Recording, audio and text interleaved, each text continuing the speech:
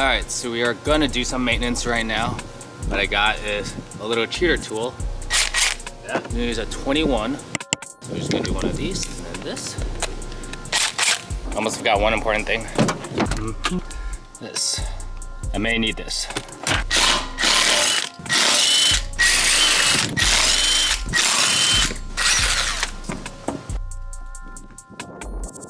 So the previous owner installed these spacers on it, and that way when the wheel's on, is that it's a flush look. So I think it looks good. Hopefully this isn't some cheap off-brand ones with bad studs, but everything seems okay. The car drives great. As you can see though, we need to replace the brakes. The rotors are pretty scorched. Basically there's still a lot of life left in the pads, but there's definitely some pulsating when I hit the brakes, so this is the reason. And to look at the suspension more, we have the stock Bilsteins that the Trail Teams edition has, a spacer up here to raise it up a little bit, and then these Freedom Off-Road upper control arms. So this car still drives great. I have no complaints at all. So today we're just rotating tires, and how I like to do these is front to back on either sides. I know some people, they bring the fronts to the back and then they crisscross the backs like this. Honestly, you can do however you want. There's so many different ways, depending if you're all-wheel drive, part-time four-wheel drive, front-wheel drive, rear-wheel drive. There's a lot of different variations, but I believe the rule of thumb is at least bring the front to the back and back to the front.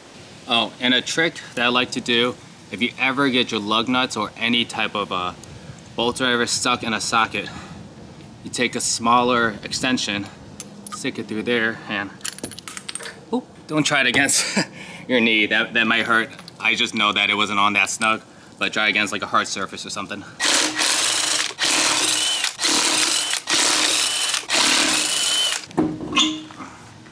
And this is also a good time to inspect your tires.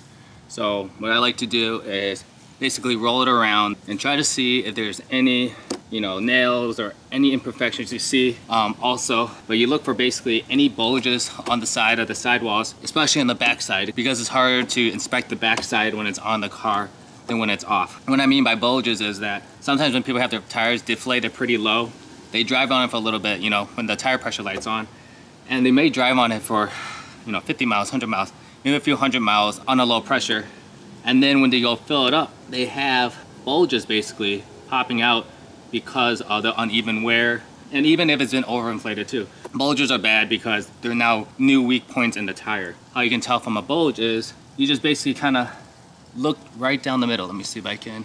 Yeah, you kind of look down the middle. See, everything is pretty even, but then if all of a sudden you see a whoop, that's no good. You should change out that tire for the safety of yourself, your family, and anyone else in your car, especially your dogs. You don't want your dogs to, I'm just messing. Your kids are very important too. So this one looks pretty good. I'm gonna move it around, and cool. We're good on these.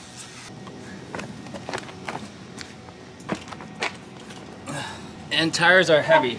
Wear a pair of shoes you do not really care for. And what I like to do is put my foot underneath the tire.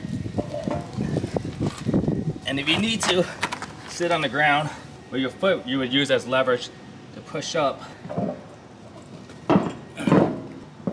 There you go. That's pretty heavy. And when you're putting back on lug nuts, always put on hand tight. Never use a ratchet or air tools and everything first. And I apologize for the people that know how to do this already. I just know, especially the first time I got into cars, I was just watching people work on stuff. They didn't really explain, or give little tips. So I apologize for the ones that already know how to work on cars and they're just watching a random video of a guy with an FJ. Just in case for the viewers that don't know how to do this stuff, you can easily do this at home. And also, depending on your wheel, your lug nuts would be different for these wheels. And I'm not sure about any other Toyotas, but you see that there's this lip. And this lip inside the wheel. Some lug nuts, this lip just stays on the outside. And when the car's all done, then you torque it. Now that you guys saw what I did with one wheel, that's all I have to do for the rest of the 4. So let's just speed up this video and just get this over with.